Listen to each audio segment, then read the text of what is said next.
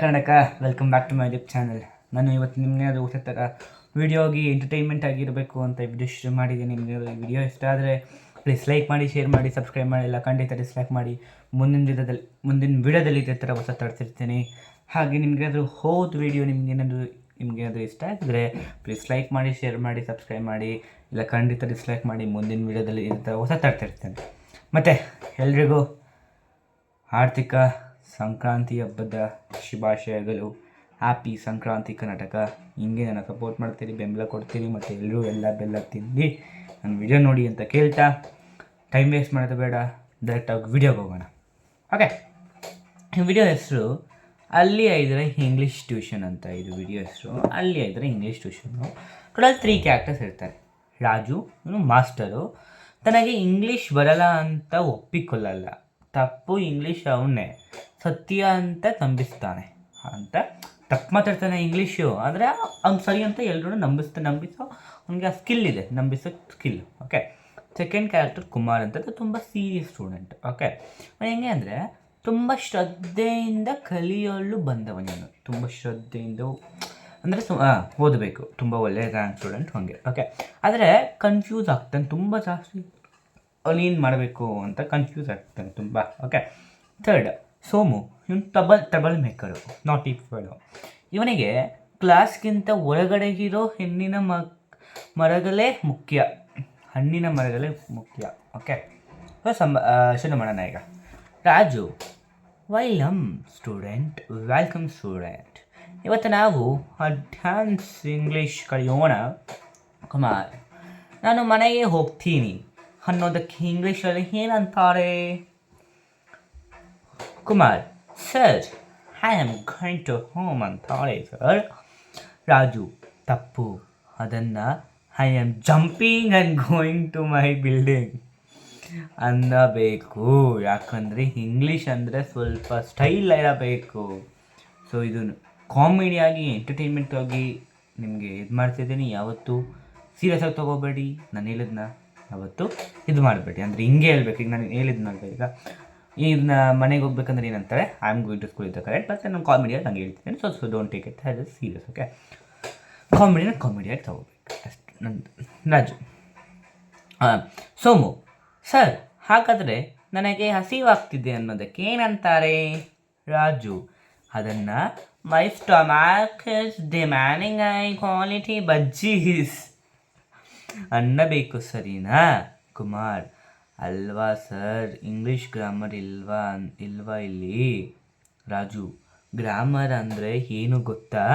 ನಿನಗೆ ಇಷ್ಟ ಬಂದಾಗ ಪದಗಳನ್ನು ಮಿಕ್ಸ್ ಮಾಡೋದು. ಉದಾಹರಣೆಗೆ ರೈನ್ ಈಸ್ ಫಾಲಿಂಗ್ ಅನ್ನೋ ಬದಲು water is committing suicide from the sky ಅಂದರೆ ಎಷ್ಟು ಚೆನ್ನಾಗಿ ಕೇಳಿಸುತ್ತೆ ನೋಡು. ಸೋಮು, ಅಬ್ಬಾ ಏನು ಸ್ಟೈಲ್ ಸರ್ ನಿಮ್ಮದು. ಹಾಗಾದರೆ ಯಾರಾದರೂ ನಮಗೆ ಬೈದರೆ ಏನಂತ ಇಂಗ್ಲೀಷಲ್ಲಿ ವಾಪಸ್ ಹೇಳಬೇಕು sir? Raju, simple, your useless beautiful window ಅಂತ ಅವರಿಗೆ ಅರ್ಥ ಆಗಲ್ಲ. ನಿನಗೂ ಸಮಾಧಾನ. ಕೆಲವು ಸಂದರ್ಭದಲ್ಲಿ, ಕೆಲವು ಸಿಚುವೇಷನಲ್ಲಿ ನಾವೇನು ಮಾಡ್ತೀವಿ ಅಂದರೆ, ಬೈತಿರ್ತಾರೆ ನಮಗೆ, ಸ್ವಲ್ಪ ಉಸಿರಾಡೋಕ್ಕೂ ಟೈಮ್ ಇಲ್ಲದೆ ನಮಗೆ ಬೈತಿರ್ತಾರೆ. ಕೆಲವರು ಬೈತಿರುವಾಗ ಒಂದು ಸ್ವಲ್ಪ ಮೌನವಾಗಿ ಏನು ಮಾತಾಡ್ತೀರಾ ಇದ್ದರೆ ಅವರಿಗೆ ಸ್ವಲ್ಪ ಸ್ಲೋ ಆಗ್ತಾರೆ ಅಲ್ವಾ? ಈಗ ನಿಮ್ಮೊಬ್ಬರಲ್ಲಿ ನನಗೆ ಯಾವಾದರೂ ಬೈತಿರ್ಬೇಕು ಸಡನ್ನಾಗಿ, ನಾನೇನು ಮಾಡಲ್ಲ. ನಾನು ಹಿಂಗೆ ನೋಡಿ ಹಿಂಗೆ ಕೂತಿರ್ತೀನಿ. ನೀವೇನು ಮಾಡ್ತೀರಾ? ನಿಮಗೆ ಎಷ್ಟು ಹೇಳಿದ್ರು ಬುದ್ಧಿ ಇಲ್ಲ, ಏನಾದರೂ ಮಾಡ್ಕೋಗ್ಲಿ ಬಿಟ್ಬಿಡ್ತೀರ ಅಲ್ವೇನು? ಅಲ್ವಾ? ಹಂಗೆ ಇದು ನೀನು ಒಂಥರ ಡಿಫ್ರೆಂಟ್ ಸ್ಟೈಲಲ್ಲಿ ನಿಮಗೆ ತೋರಿಸ್ತಿದ್ದೀನಿ. ಹೆಂಗೆ ಅಂದರೆ, ಈಗ ಆ್ಯಕ್ಚುಲಿ ನಮಗೆಲ್ಲದು ಗೊತ್ತು. ಈಗ ಯಾವುದು ನಾನು ಬೈತಿದ್ದರೆ, ನಾನು ಸುಮ್ಮನೆ ಇದ್ದರೆ ನನಗೇನು ಮಾಡಲ್ಲ, ಅವ್ರು ಏನೋ ಅಂದ್ಕೊಂಡು ಸುಮ್ಮನಾಗ್ತಾರೆ. ಆದರೆ ಇದರಲ್ಲಿ ಹೆಂಗೆ ಅಂದರೆ, ಬೈತಿರ್ತಾರೆ, ಅವ್ರಿಗೆ ಗೊತ್ತಿಲ್ದಿರೋ ಲ್ಯಾಂಗ್ವೇಜಿಗೆ ನಾವು ಅವ್ರ ಬಗ್ಗೆ ಒಳ್ಳೇದು ಹೇಳಿದ್ರೆ ಅವ್ರಿಗೆ ಅರ್ಥನೂ ಆಗಲ್ಲ, ಮತ್ತು ಅವ್ರಿಗೆ ಗೊತ್ತಾಗೋದು ಇಲ್ಲ ಒಳ್ಳೇದು ಹೇಳ್ತಿದ್ದೀವಿ ಅಂತ. ಅದನ್ನು ನೀವು ಕೇಳ್ಬೋದು, ಬ್ರೋ ಆಯಿತು ನೀನು ಹೆಂಗಿದ್ರು ಒಳ್ಳೇದೇ ಹೇಳ್ತಿದ್ದೀಯ ಅವರಿಗೆ, ನಾನು ಯಾಕೆ ಗೊತ್ತಿಲ್ಲದಿರೋ ಲ್ಯಾಂಗ್ವೇಜ್ ಅವ್ರಿಗೆ ಗೊತ್ತಿರೋದೇ ಲ್ಯಾಂಗ್ವೇಜಲ್ಲಿ ಮಾಡಬಾರ್ದ ಅಂತ ಕೇಳ್ಬೋದು ನೀವು ಸಹಜವಾಗಿ. ಆದರೆ ಅದರಲ್ಲೇ ಇರೋದು ಟ್ವಿಸ್ಟ್. ಏನು ಟ್ವಿಸ್ಟು ಗೊತ್ತಾ? ಈಗ ಬೈತಿರ್ತಾಗ ನಾನು ಅವರ ಲ್ಯಾಂಗ್ವೇಜಲ್ಲಿ ಅವನ್ನೇ ಪ್ರೇಸ್ ಮಾಡಿದ್ರೆ ಇವನು ಪಕ್ಕದಲ್ಲಿರೋರು ನಾವು ಹುಚ್ಚ, ಅವ್ನು ಅವನಿಗೆ ಬೈತವನೆ, ಆದರೆ ಇವನು ಅವನಿಗೆ ಒಳ್ಳೇದಿರ್ತಾವನೆ, ಅವನು ಒಬ್ಬ ಹುಚ್ಚ ಅಂತ ಅನ್ಕೋತಾರೆ. ಅಫ್ಕೋರ್ಸ್ ಆಬ್ವಿಯಸ್ಲಿ ಡೆಫಿನೆಟ್ಲಿ ಅವ್ರು ಹಂಗೆ ಒಳ್ಳೆಯದು. ನೀವು ಅಕಸ್ಮಾತ್ ನೀವು ಒಂದು ಸರ್ತಿ ಟ್ರೈ ಮಾಡಿ, ನೀವು ಇಲ್ಲ ನಿಮ್ಮ ಯಾರಿಂದ ಕರ್ಕೊಂಡೋಗಿ ಬೈತಾ ಇರಿ, ಅವನು ಒಳ್ಳೇದಲ್ಲಿ ರೋಡಲ್ಲಿ ಇಲ್ಲಾಂದ್ರೆ ಹೇಳೋದು ಪಕ್ಕದವ್ರು ಏನು ಅನ್ಕೋತಾರೆ, ಇವ್ರು ನಾನು ಹುಚ್ಚ ಅಂತ ಅನ್ಕೋತಾರೆ 100% ಶೋರ್. ಯಾವುದು ಸ್ವಲ್ಪ ಪ್ರಾಕ್ಟಿಕಲಿಟಿಯಾಗಿ ಥಿಂಕ್ ಮಾಡೋರು ಮಾತ್ರ, ಪ್ರಾಕ್ಟಿಕಲಾಗಿ ಥಿಂಕ್ ಮಾಡ್ತಾರಲ್ವಾ ಅವರು ಮಾತ್ರ ಇರ್ಬೋದು ಅಷ್ಟೇ, ಎಕ್ಸೆಪ್ಷನ್ ಅವರೆಲ್ಲ. ಇನ್ನೆಲ್ಲರೂ 100% ಹೇಳ್ತಾರೆ, 100% ಹೇಳ್ತೀವಿ. ಸೊ ನಾವು ಈಗ ಹಂಗೆ ಅದೇ ತೊಗೊಳ್ಳೋಣ. ನಾನು ಹೇಳಿದ್ನಲ್ಲ ಅವಾಗೆ ಬೇರೆ ಅವ್ರಿಗೆ ಗೊತ್ತಿರೋ ಲ್ಯಾಂಗ್ವೇಜಲ್ಲಿ ಇವನು ಅವಾಗ ಏನು ಅನ್ಕೋತಾರೆ ಜನರು, ನಾವು ಹೆಂಗಿದ್ರು ಒಳ್ಳೇದು ಹೇಳ್ತಿದ್ದೀವಿ, ನಮಗೇನು ಪಾಪ ಬರೋಲ್ಲ, ನಾವು ಪುಣ್ಯ ಬರುತ್ತೆ, ಯಾಕಂದ್ರೆ ಅವ್ರು ಬೈತಿದ್ರೆ ನಾವು ಇದು ಮಾಡ್ತಿದ್ದೀವಿ. ಅವ್ರು ಅನ್ಕೋತಾರೆ ಇವನು ಅವ್ನು ಅರ್ಥ ಆಗ್ತಿರೋ ಲ್ಯಾಂಗ್ವೇಜ್ಗೆ ಬೈತಿದ್ದಾನೆ ಅಂತ ಅಂದ್ಕೊಂಡಿರ್ತಾರೆ. ಆದರೆ ನೀವು ಹಾಗೆ ಇನ್ನೊಂಥರ ಕೇಳ್ಬೋದು, ಬ್ರೋ ಈ ದೇಶದಲ್ಲಿ ಅದು ಈ ಬೆಂಗಳೂರಲ್ಲಿ ಯಾರು ದಡ್ರಿದ್ದಾರೆ, ಎಲ್ಲ ಲ್ಯಾಂಗ್ವೇಜು ಗೊತ್ತಿರುತ್ತೆ ಅಂತ. ಅದು ಏನು ಮಾಡೋಕ್ಕಾಗಲ್ಲ. ಯಾಕೆಂದರೆ ಹೇಳಿದ್ರೆ ನಾವೇನು ಮಾಡಬೇಕು, ಮೌನವಾಗಿ ಅಷ್ಟೇ.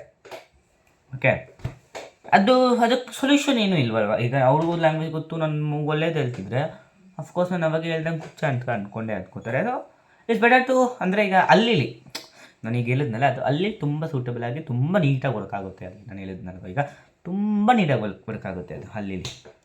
ಸೊ ಹಾಗೆ ಕೆಲವು ಸತಿ ಅವ್ರು ಏನೇ ಬೈದ್ರಿ ಏನೇ ಮಾಡಲಿ, ಅವ್ರಿಗೆ ಗೊತ್ತಿಲ್ಲದಿರೋ ಲ್ಯಾಂಗ್ವೇಜ್ಗೆ ಒಳ್ಳೇದೇ ಇಲ್ಲಿ, ಕೆಟ್ಟದ್ದು ಹೇಳ್ಬೇಡಿ. ಇಲ್ಲಾಂದರೆ ಕೆಟ್ಟದಿದ್ರೆ ಏನಾಗುತ್ತೆ, ಅವರು ನಮಗೂ ಡಿಫ್ರೆನ್ಸೇ ಇಲ್ಲ. ಅರ್ಥ ಆಯ್ತಾ? ಅವ್ರಿಗೂ ನಮಗೂ ಡಿಫ್ರೆನ್ಸೇ ಇಲ್ಲ. ಒಳ್ಳೇದು ಹೇಳಿ, ನಮ್ಗೆ ಪಾಪ ಬರಲ್ಲ. ನಾವು ಆಯಿತು ಈಗ ಆಲ್ರೆಡಿ ತಪ್ಪು ಮಾಡಿದ್ದೀವಿ, ತಪ್ಪು ಮಾಡಾದ ಮೇಲೂ ಅವ್ರಿಗೆ ನಾವು ಕೆಟ್ಟದ್ದು ಹೇಳಿದ್ರೆ ಎಷ್ಟು ನ್ಯಾಯ ಅದು? ನೀವೇ ಹೇಳಿ. ಈಗ ನಾವು ತಪ್ಪು ಮಾಡಿದ್ವಿ ನಮ್ಮ ಕಡೆಯಿಂದ, ಅದಕ್ಕೆ ನಾವು ಶಿಕ್ಷೆ ಕೊಡ್ತಿದ್ದಾರೆ. ಶಿಕ್ಷೆ ಕೊಟ್ಟಾಗ ನಾವು ಆ ಶಿಕ್ಷೆನ ಅವರಿಗೆ ಕೊಟ್ಟಂಗೆ ಹೇಳೋದ ರೀತಿ ಕೊಟ್ಟರೆ ನಮಗೆ ಪಾಪ ಬರೋದು. ನಾವು ಆ ಪಾಪ ಮಾಡ್ತೀವಿ, ಆಲ್ರೆಡಿ ತಪ್ಪು ಮಾಡಿದ್ದೀವಿ, ಅದ್ರ ಮೇಲೆ ಇನ್ನೊಂದು ತಪ್ಪು ಮಾಡ್ತೀವಿ. ಸೊ ಯಾವತ್ತೂ ಗೊತ್ತಿಲ್ಲದಿರೋ ಲ್ಯಾಂಗ್ವೇಜೇ ಆಗಲಿ ಇಲ್ಲ ಸುಮ್ಮನೆ ಇದ್ಬಿಡಿ. It's best to be quiet. ಕೆಲವು ಸಿಚುವೇಷನ್ಸಲ್ಲಿ ಏನೂ ಮಾಡ್ತಿದ್ರು ತಟಸ್ಥ ನೀತಿವಾಗಿದ್ರೂ ತುಂಬ ಒಳ್ಳೆಯದು. ಸೊ ನಿಮ್ಗೇನಾದರೂ ಈ ವಿಡಿಯೋ ಇಷ್ಟ ಆದರೆ ಪ್ಲೀಸ್ ಲೈಕ್ ಮಾಡಿ, ಶೇರ್ ಮಾಡಿ, ಸಬ್ಸ್ಕ್ರೈಬ್ ಮಾಡಿ, ಇಲ್ಲ ಖಂಡಿತ ಡಿಸ್ಲೈಕ್ ಮಾಡಿ. ಮುಂದಿನ ವಿಡಿಯೋದಲ್ಲಿ ಇದೇ ಥರ ಹೊಸ ತರ್ತಿರ್ತೀನಿ. ಅಂದಮೇಲೆ ನೀವು ಸ್ವಲ್ಪ ಜಾಸ್ತಿ ಸಪೋರ್ಟ್ ಕೊಟ್ಟಿದ್ದೀರಾ, ಬೆಂಬಲ ಕೊಟ್ಟಿದ್ದೀರಾ, ನನಗೆ ಅದು ತುಂಬ ಹೃದಯಪೂರ್ವಕವಾಗಿ ನಿಮಗೆ ನಮಸ್ಕಾರ ಹೇಳ್ತೇನೆ. ಕರ್ನಾಟಕ ಇನ್ಮೇಲೆ ಒಂದು ಸ್ವಲ್ಪ ಲಾಂಗ್ ವೀಡಿಯೋಸ್ ಮಾಡಬೇಕು ಅಂತ ಅಂದ್ಕೊಂಡಿದ್ದೀನಿ. ಲೈಕ್ 20 ಮಿನಿಟ್ಸ್ 30 ಮಿನಿಟ್ಸ್ ಮಾಡಬೇಕು ಅಂತ ಅಂದ್ಕೊಂಡಿದ್ದೀನಿ. ತುಂಬ ದೊಡ್ಡ ಸ್ಟೋರೀಸ್ ಮಾಡಬೇಕು ಅಂತ ಅಂದ್ಕೊಂಡಿದ್ದೀನಿ. ಅದಕ್ಕೂ ನೀವು ನೋಡಬೇಕು, ಫುಲ್ ವೀಡಿಯೋ ನೋಡಬೇಕು, ಸಪೋರ್ಟ್ ಮಾಡಬೇಕು, ಬೆಂಬಲ ಕೊಡಬೇಕು. ಈ ಮಂಡೆಯಿಂದ ಶುರು ಮಾಡ್ತೀನಿ, ಬರೋ ಮಂಡೆ ಕಮಿಂಗ್ ಸೂನಲ್ಲಿ ಮಂಡೆ ಶುರು ಮಾಡ್ತೀನಿ. ಅದಕ್ಕೂ ಸಪೋರ್ಟ್ ಮಾಡಿ. ಪ್ಲೀಸ್ ಲೈಕ್ ಮಾಡಿ, ಶೇರ್ ಮಾಡಿ, ಸಬ್ಸ್ಕ್ರೈಬ್ ಮಾಡಿ. ಈ ವಿಡಿಯೋ ನಿಮಗೇನಾದರೂ ಇಷ್ಟ ಆಗಿದರೆ ಇಲ್ಲ ಖಂಡಿತ ಡಿಸ್ಲೈಕ್ ಮಾಡಿ. ಮುಂದಿನ ವಿಡಿಯೋದಲ್ಲಿ ಇದೇ ಥರ ಹೊಸ ತರ್ತಿರ್ತೀನಿ. ಹಾಗೆ ಇನ್ನೊಂದು ವಿಷಯ ಮರದೇಬಾರದು, ನಮ್ಮ ಬಿಗ್ ಬಾಸ್ ಸೀಸನ್ 12 ಧ್ರುವಂತ್ ನಿನ್ನೆ ಎಲಿಮಿನೇಟ್ ಆಗಿದ್ದಾರೆ. ತುಂಬ ಖುಷಿಯಾಗಿದೆ ಅವರು ಎಲಿಮಿನೇಟ್ ಆಗಿದ್ದು. ಯಾಕಂದರೆ ಅವರು ನನ್ನ ಫೇವ್ರೆಟ್ ಕಂಟೆಸ್ಟೆಂಟ್ ಗಿಲ್ಲಿ ಮೇಲೆ ಅದು ಇಲ್ಲದೆ ಆರೋಪ ಇರ್ಬೋದು. ಆರೋಪ ನನಗೆ ಇಷ್ಟ ಆಗಲಿಲ್ಲ. Okay, yes that is true. ಅದು apparently it is true only. ಆದರೆ ನನಗೆ ವೈಯಕ್ತಿಕವಾಗಿ ಅದು ತಪ್ಪು, ನನಗೆ ವೈಯಕ್ತಿಕವಾಗಿ. ಸೊ ನನಗೆ ಅವನ್ನೇ ಯಾಕೋ ಟಾರ್ಗೆಟ್ ಮಾಡ್ತಿದ್ದಾರೆ ಅಂತ ಅರ್ಥ ಆಯಿತು. ಅದಕ್ಕೆ I didn't like him. So event him. I am so good. I am thankful big boss to sending him ಅಂತ ಹೇಳ್ತಾ ಈ ವಿಡಿಯೋ ಇಲ್ಲಿಗೆ ಮುಗಿಸಿದ್ದೀನಿ. ನಿಮಗೆ ಈ ವಿಡಿಯೋ ಇಷ್ಟದ ಪ್ಲೀಸ್ ಲೈಕ್ ಮಾಡಿ, ಶೇರ್ ಮಾಡಿ, ಸಬ್ಸ್ಕ್ರೈಬ್ ಮಾಡಿ, ಇಲ್ಲ ಖಂಡಿತ ಡಿಸ್ಲೈಕ್ ಮಾಡಿ. ಮುಂದಿನ ವಿಡಿಯೋದಲ್ಲಿ ಇದೇ ಥರ ಹೊಸ ತರ್ತಿರ್ತೀರಿ. ನಿಮ್ಮ ಸಪೋರ್ಟ್, ನಿಮ್ಮ ಬೆಂಬಲ ಹೀಗೆ ಇರಲಿ ಅಂತ ಕೇಳ್ತಾ ಥ್ಯಾಂಕ್ಸ್ ಫಾರ್ ವಾಚಿಂಗ್. ಧನ್ಯವಾದಗಳು ಕರ್ನಾಟಕ. ಹೀಗೆ ಸಪೋರ್ಟ್ ಮಾಡ್ತೀರಿ, ಬೆಂಬಲ ಕೊಡ್ತೀರಿ. ಥ್ಯಾಂಕ್ ಯು, ಸಪೋರ್ಟ್ ಮಾಡ್ತೀರಿ.